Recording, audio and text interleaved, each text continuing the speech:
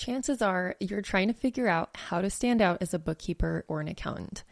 Perhaps you've even been thinking about creating content as a way to stand out or get better at your craft and also help people that can't afford to work with you yet.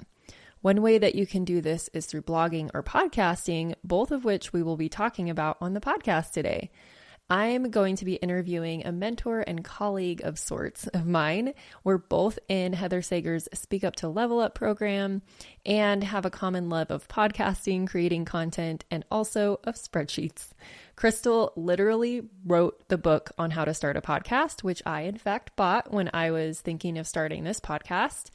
And I also listen to her podcast every week. So when she sent me over her bio and I started reading it, I could actually hear her voice in my head, which got me thinking, like, I wonder if people read my emails and hear my voice in their head when they read my emails, if, of course, you are a listener of the podcast. But anywho, as Krystal and I chat about creating content, starting a podcast, and ways to stand out in general, just know that you don't have to want to start a podcast for this episode to be valuable, because toward the end, I actually ask her for her perspective as a business owner about bookkeeping, which ends up turning into a great conversation about how bookkeepers can stand out and differentiate from others. It's simple, but not always easy. But before we dive in, here's a little more background on who Krystal is.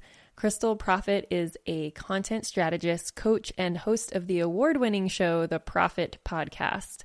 She specializes in helping entrepreneurs start, launch, and market their content. Krystal teaches the basics of content creation, editing, branding, and marketing through her podcast, digital courses, and her YouTube channel dedicated to content creation. She also appears as a content expert on other YouTube channels such as Buzzsprout and StreamYard. Both are the tools that I use inside of my business.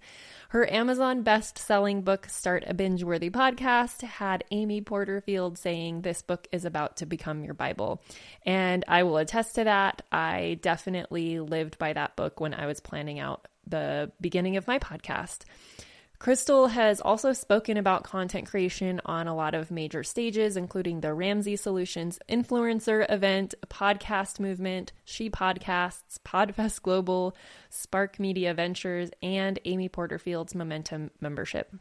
She's also been a guest on many other podcasts, including the Heather Sager Show, Business Unveiled podcast, and Buzzcast, a Buzzsprout podcast. Krystal lives just outside of Houston with her husband, 3 sons, and snorting Boston Terrier, Wally. Without further ado, let's get into today's episode. Hey, and welcome to the Ambitious Bookkeeper Podcast. I'm Serena Shoup. I am a CPA and mom of 3, and I'm running a virtual bookkeeping business mostly from my home. You're in the right place if you're a bookkeeper, accountant, or an accounting student, and you know that your purpose is bigger than sitting in a cubicle. If you're ready to learn some actionable tips and strategies to help you start and grow a bookkeeping or accounting business, I hope you stick around.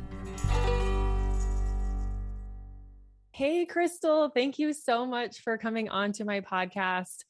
I am super excited to have you. I actually found you through, and we didn't even talk about this before we hit record, but I found you through Heather Sager, who is my speaking coach, and you guys are like biz besties.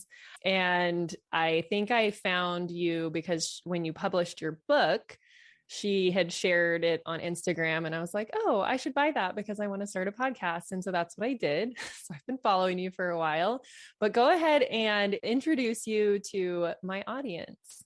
Introduce yourself.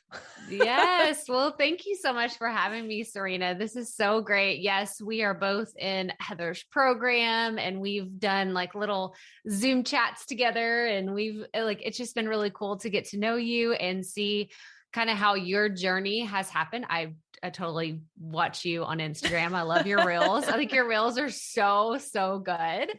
But yeah, a little bit about me. The short version is I was in corporate for a while. I actually worked, and we'll definitely dive into this.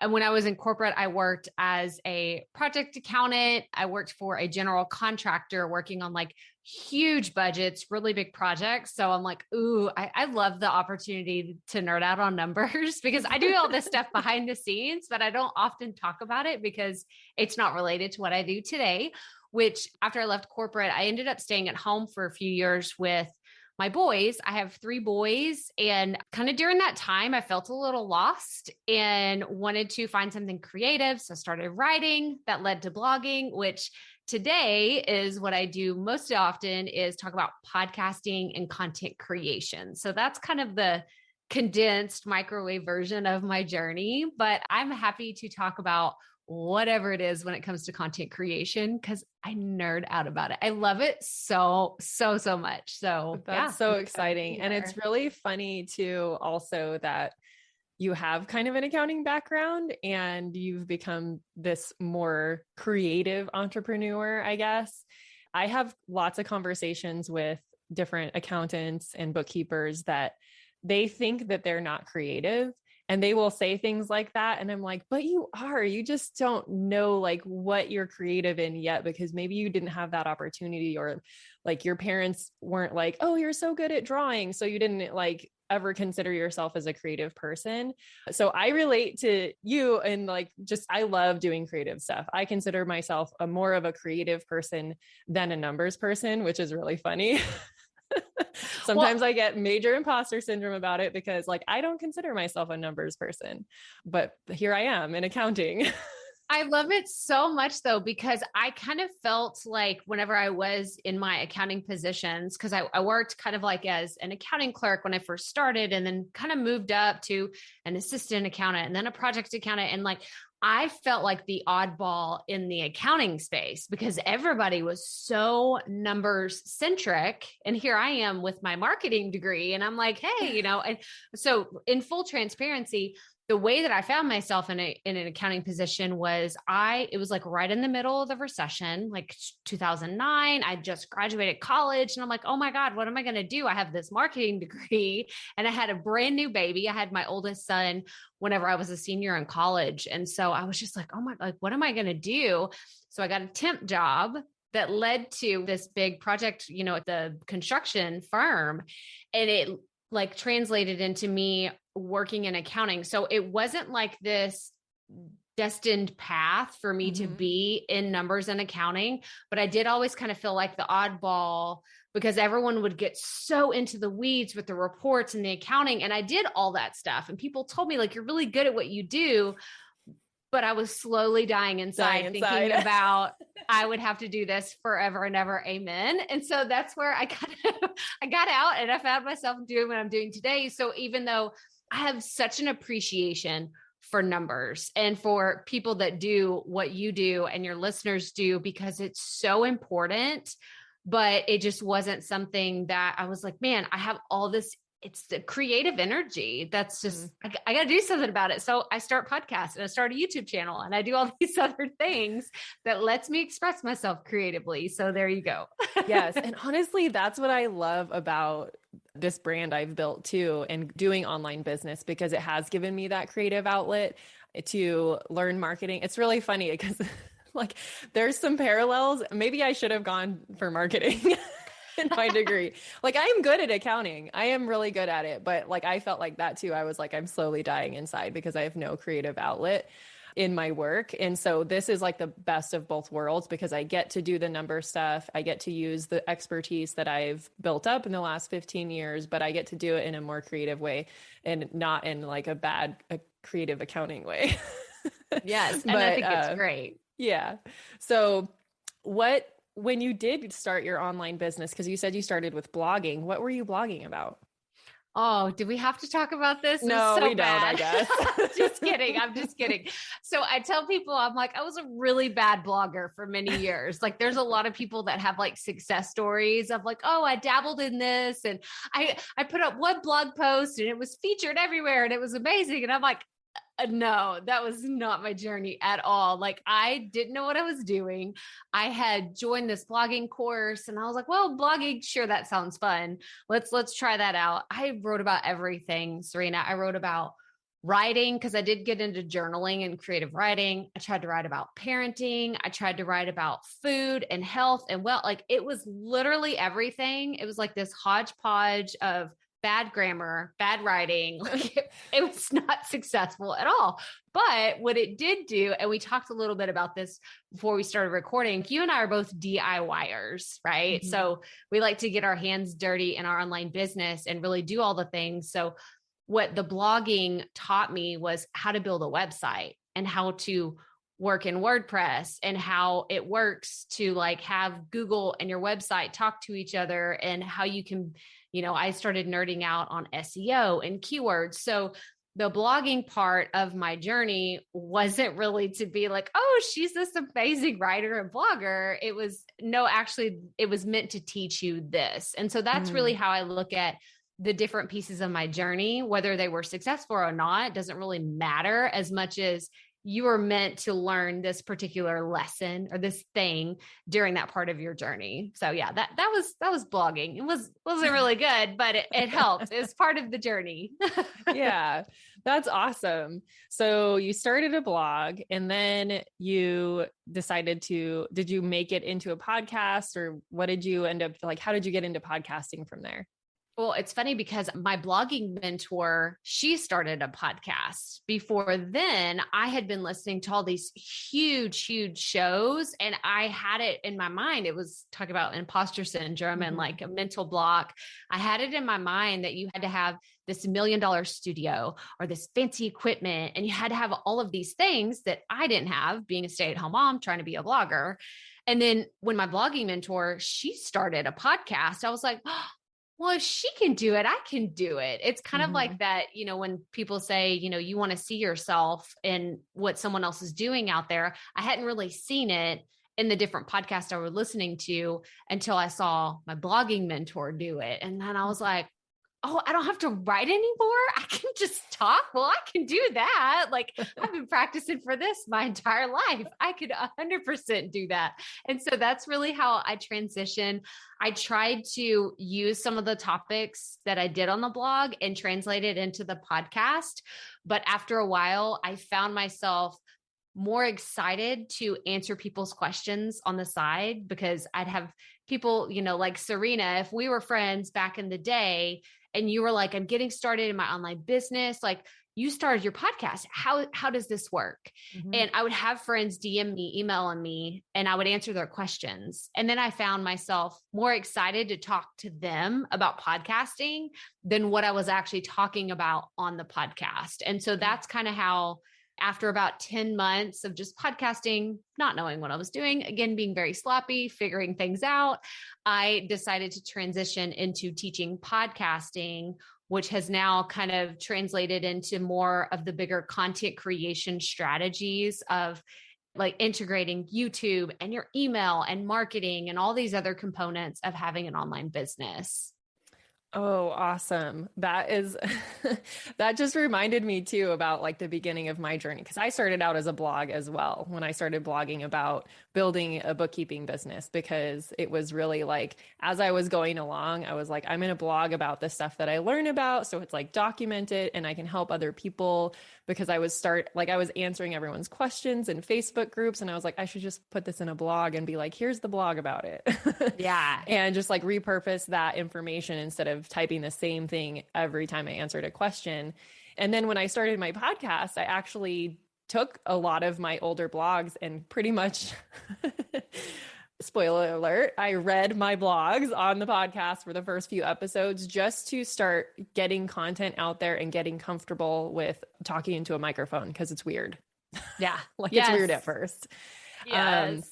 And I didn't even publish all of them, but it was really good practice to get like used to talking into a microphone, getting used to the editing software and all that kind of stuff. So maybe we should roll into what I really brought you on the podcast for, is to talk about like what that looks like to start a podcast and kind of your recommendations for people that are thinking about starting a podcast.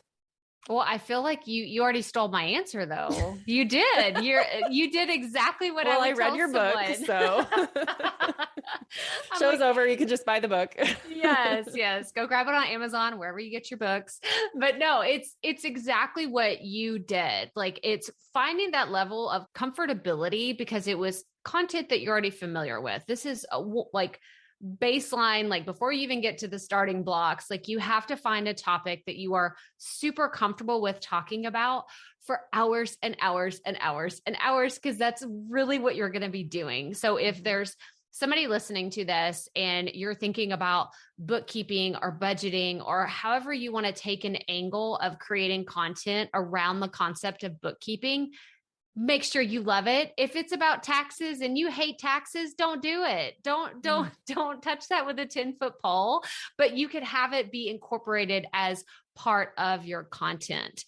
And then just like what Serena did, if you already have stuff floating around there, whether it's Instagram post or things that you've done on a blog post or emails that you've written that were really successful, whatever it looks like, start digging through the archives of what you've already created and look at that and ask, well, how could I turn this into a podcast episode? Because like Serena said, she created some stuff and was like, this isn't going to work. Or maybe you started reading it and you're like, maybe this is too visual, because this is a mistake that I see a lot of people making is they will take something that was previously a YouTube video and then they strip out the audio and they put it as a podcast. And then they're like, it's not performing well. I'm like, well, because you're talking about slides. People can't see your slides on a podcast. So you can't always repurpose things and then work 100% of the time.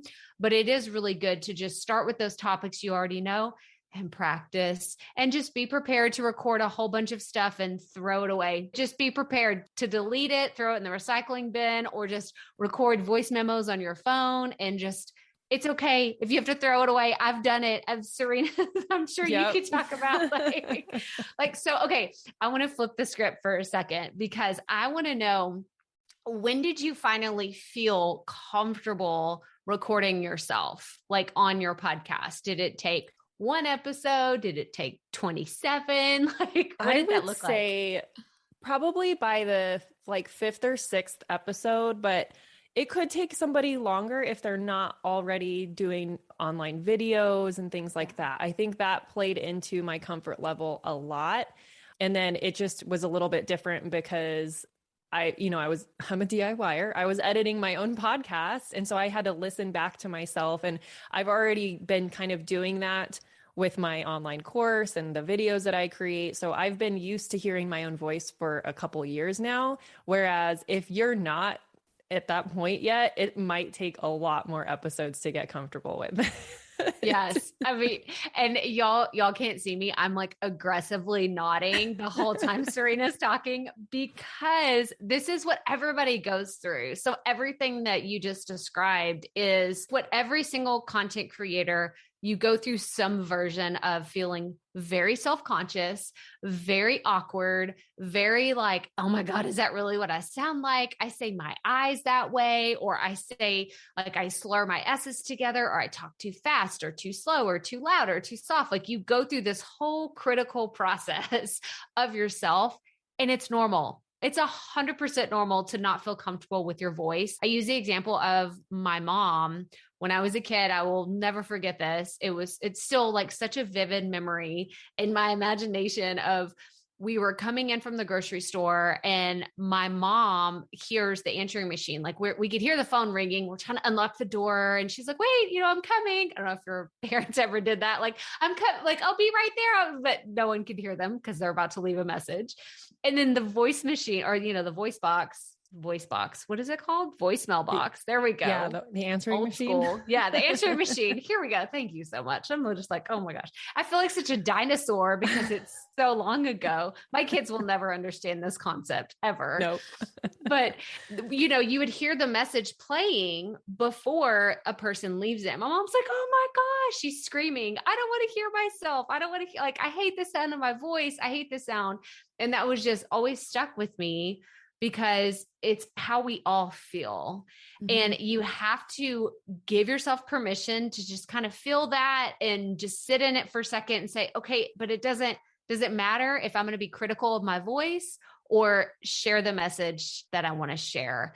And that's really where I'll see podcasters and content creators kind of make that, like, you just have to push past that uncomfortableness and tell yourself, the purpose of me doing this and sharing this message is because I know it's important. And once you just accept that, it's a lot easier to push through that and just feel more comfortable. We'll be back after a quick break. This episode of the Ambitious Bookkeeper Podcast is sponsored by my brand new free training, The Ultimate Guide to Creating a Profitable Bookkeeping Business. In just 1 hour, you will learn 3 keys to creating and launching a profitable bookkeeping business.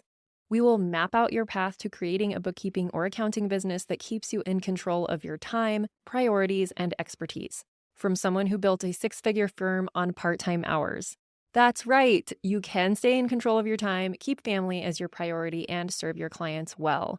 It just takes a little strategy up front, and I'm going to help you with that during this free training. So head over to the show notes to sign up now for the next training and find out how you can choose the work you do, kick imposter syndrome to the curb, use tech to be super efficient, which all leads to a profitable business. Just head on over to ambitiousbookkeeper.com/training, and I will see you there.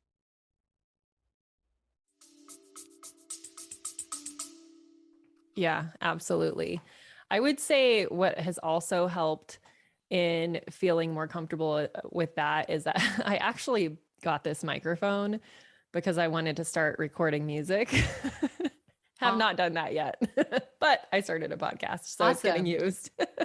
Yes. But that helped too, is like I was starting to record myself, like on my phone and stuff, playing music. And that is like a whole nother level of, oh my gosh, I look awkward. I sound awkward. And since I was already kind of doing that work, it got a little bit easier once I did hit record for the podcast, because I'm like, well, no one's going to see me, so I don't need to care about looking awkward. And it's a little different talking, like no one's going to be judging, hopefully not judging the way that I talk. Whereas like if you hit the wrong note when you're singing, you'll get all sorts of judgment. Or perceived judgment. But it's funny that you say that though, because it is true. Like, I will have people come to me that say, I have a really strong accent, or I have, maybe English isn't their first language. I've actually gotten that a lot more as podcasts become a lot more popular in other countries.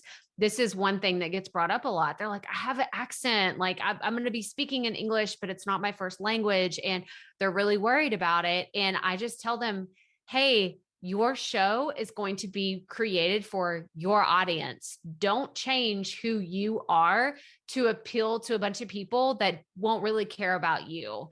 I mean, at the end of the day, I hope that people listen to this podcast because they're excited about what Serena has to share and all the important, helpful tips and strategies and ways to grow your online bookkeeping business. But at the end of the day, like, it's not going to matter if you say something a little silly or, none of that matters. At the end of the day, you're trying to grow something that's going to be for your audience and them accepting you for who you are. Yes, I wholeheartedly agree with that. I had to just boot my husband out of the office. I was like, hey, dude, I'm doing a podcast interview. And he's like typing and clearing his throat. And so that's what you're going to deal with if you start a podcast and you live with other people.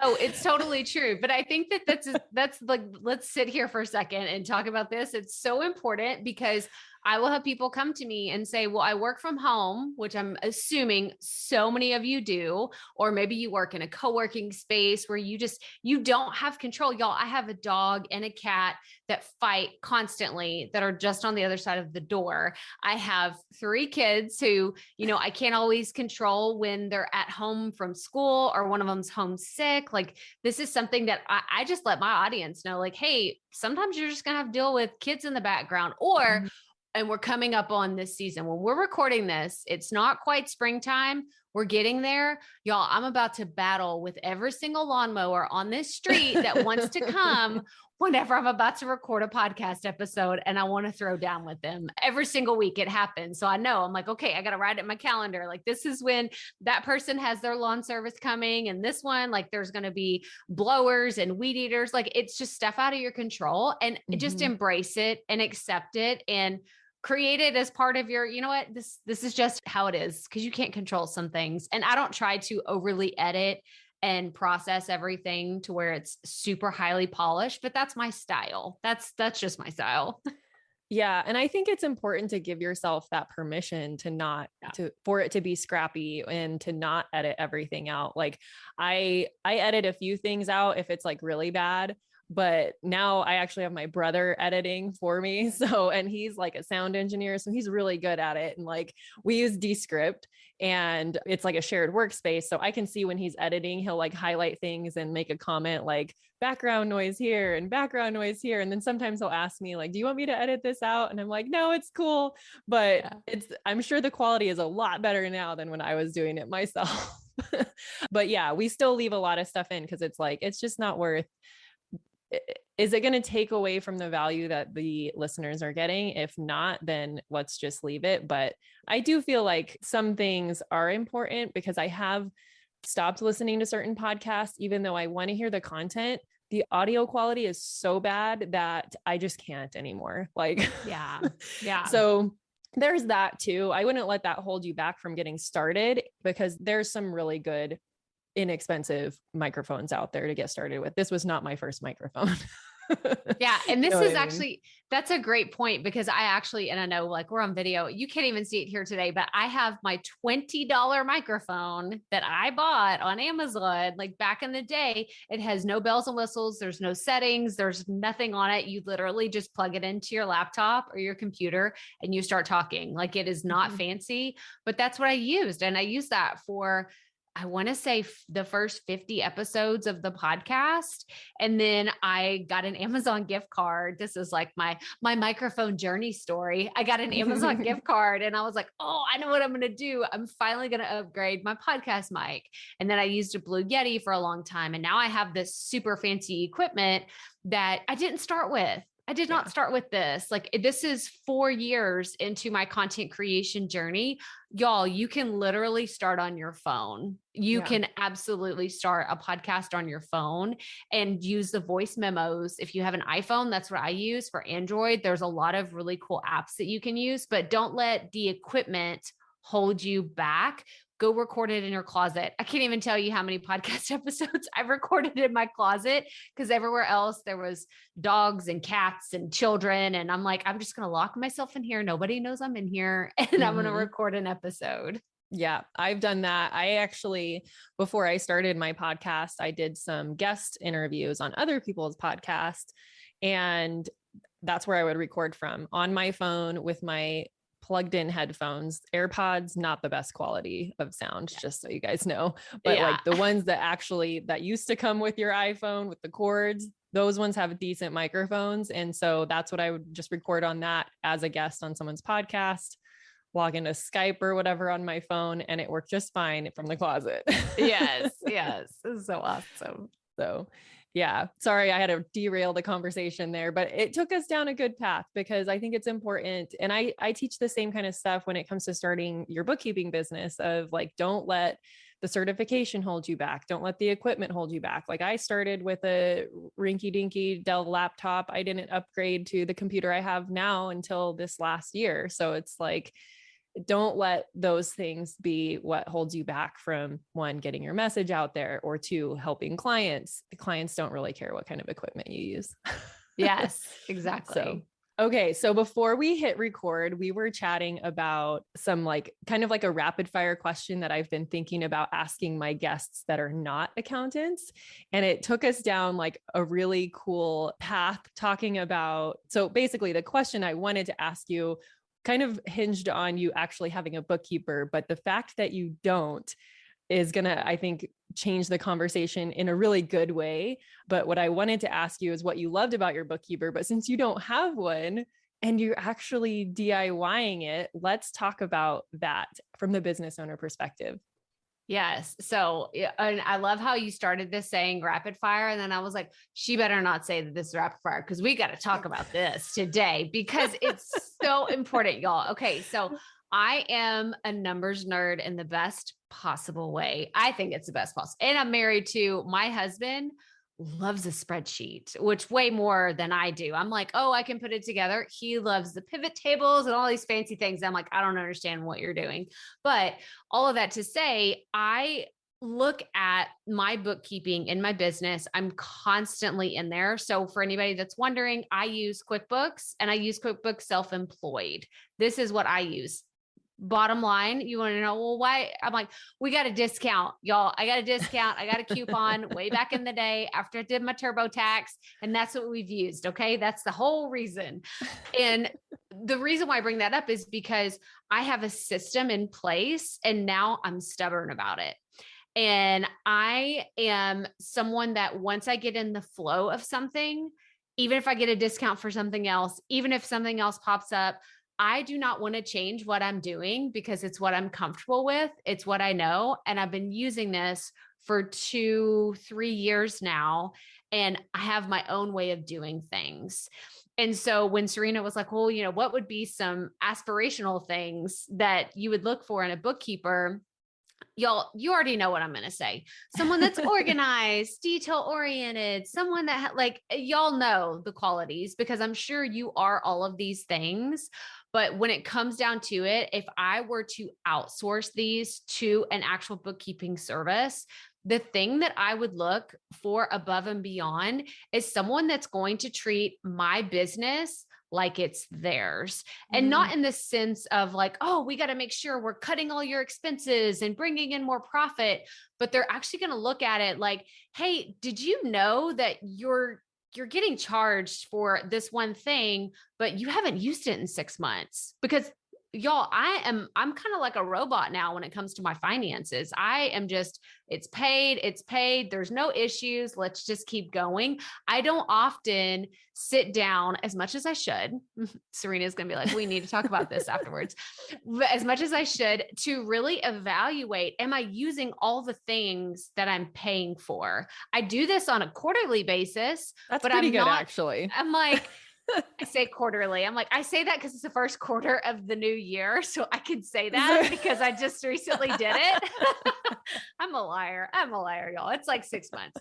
It's at least every 6 months. But I will look at these things and then I'm like, okay, I need to, X that, or I can downgrade my package or whatever. So that's really what I would look for is someone that's going to come in and do that above and beyond, because y'all know you need someone that's dependable, detail oriented. But if I'm looking for someone, they're going to come in and say, hey, I know how important it is for you to save money, or I know how important it is for you to, have this much in profit, this X amount percentage that you want to put here or there. Like really just understanding my goals as a business owner would help someone stand out immediately, because a lot of people are, and I actually talk to, it's funny because I'm like, I guess I surround myself a lot of financial people because I know several people that do this type of work, but I look at it as what makes people stand out is them being themselves. And this goes back to the content creation is when I feel like, Serena, I feel, and I didn't tell you this before, but we connected not just through Heather's program, but the fact that we've been on some of our Zoom calls and like, I'll see like a kid pop around the corner and I'm like, oh, I get hurt. My kid's just on the other side of the camera. And so we have this connection. It's this relatability factor that even if it doesn't matter, even if what neither one of us does has to do with being a parent, it connects us on a personal level.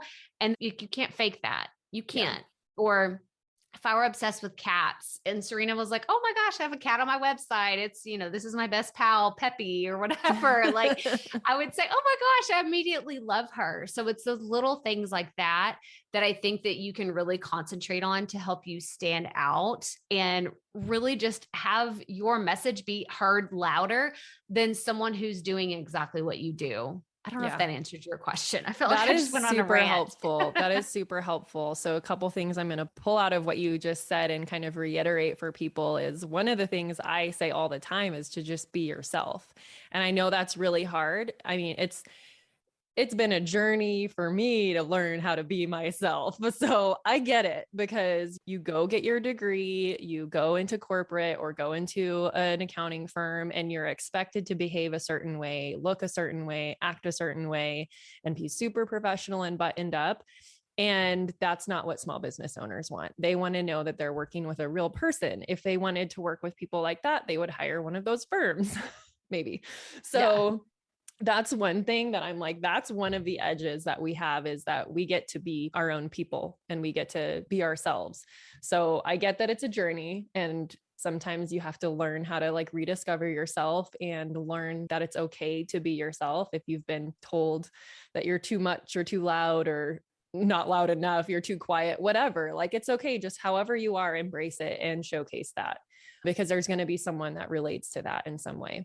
And then the other thing that you said was to treat the business like it's your own and kind of go above and beyond. So that also kind of plays into being different and being yourself, of like, don't just treat it like transactional and go through the books and send the reports. Like, say something about the reports that you're sending, even if it's really small, like even if it's just one different area that you focus on every month, because that's the other thing I've noticed too. We started doing something new with a few of our clients called 5-minute financials, where we just, for the clients that we don't meet with every month, we send them a 5-minute or less Loom video, just a quick overview about the high points or whatever about their financials. So we don't go into detail on everything, but I talk about the revenue, the profit, the highest expenses, and it helps that the software that we use puts all that in like a pretty graph format. And so I just pull that up on the screen and I talk about it, and our clients are loving that because it's like super quick.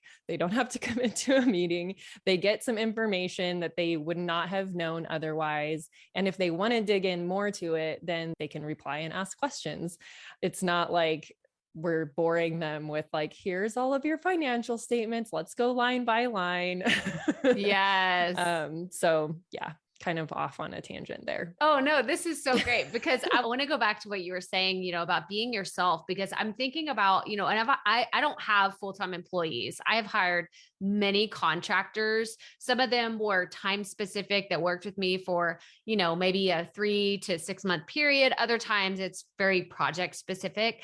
But I'm thinking about one person in particular. Her name's Chelsea. Shout out to Chelsea. She helped me with my course. And we kind of related again, like you and I, like we're both moms, and she had 3 small kids, and we were talking about that. But where we really just hit it off, and why I had so much fun working with her, is we would talk back and forth through text and email and Friends GIFs. So we both love the show Friends. And, she was helping me with my launch, and I was saying like, I'm kind of nervous about this one thing or whatever. And she'd send back like the one where Monica's like dancing, like that's a Thanksgiving episode or whatever. And I was like, oh my gosh, like she gets me. And so you don't have to be like super personable with your clients, like in the sense of we have to be best friends. Like it's just a matter of showcasing parts of your personality that are fun. Like if you have like a weird hobby or a collection of things at home, or you love a certain show, like just like tie into that. I love coffee. Like I love talking to people about coffee. And that's how it kind of helps me stand out amongst all the other people who do what I do. So at the end of the day, just sit down and say, what are some of the weird, quirky things that I have in my life that I can talk about in my content, whether that's on your podcast, on your website, or in the GIFs that you send to your clients, or the ways that you connect with them. Like just sit down and think about, like, even you, like right now, I see that ukulele in the background and you talked about music earlier. And I'm like, oh, my son wants to play the ukulele and he's taking lessons. And so fun. I'm like, okay, this is like another connection piece that we have that you didn't even have to say anything. Like it's right there in the back.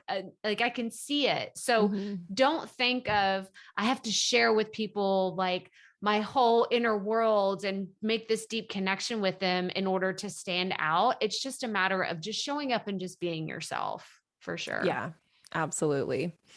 Oh, this has been so awesome. Thank you. If someone is interested in starting their own podcast, I know you have a course, you have a Facebook group, right? and some other areas that they can connect with you, which we're going to link in the show notes. But where is the best place for someone to connect with you? Yeah. So come hang out with me at krystalproffitt.com. It's Krystal with the K, Proffitt with 2 F's and 2 T's. That is the best place to get started. I have all my resources linked there for my course, my book, and the Facebook group. You'll find all the links there. But in reality, if you want to get started with a podcast, I would challenge you to today, right now, like as soon as you're done listening to this, take out your phone and just hit record and say, I think I'm going to start a podcast this year, and then hit end. Like, that's it. You don't like nothing above and beyond it, and just listen to it and see how that kind of settles into like your whole being. Does that feel weird? Does that feel awkward? Does that feel exciting? And then kind of just listen to that and play off of what you're feeling in that moment to decide whether podcasting is going to be right for you. And if this is your year, I'm excited for you. And I hope that you share with Serena and let her know all the amazing things that you're doing, because y'all, bookkeepers are my people. Y'all, even though I'm like, this is not what I do on a regular basis, I do this behind the scenes. And I love talking about these things because it's so crucial to running a successful business. So I wish everybody that's listening the best of luck with their business and what y'all are doing. Awesome. Thank you so much.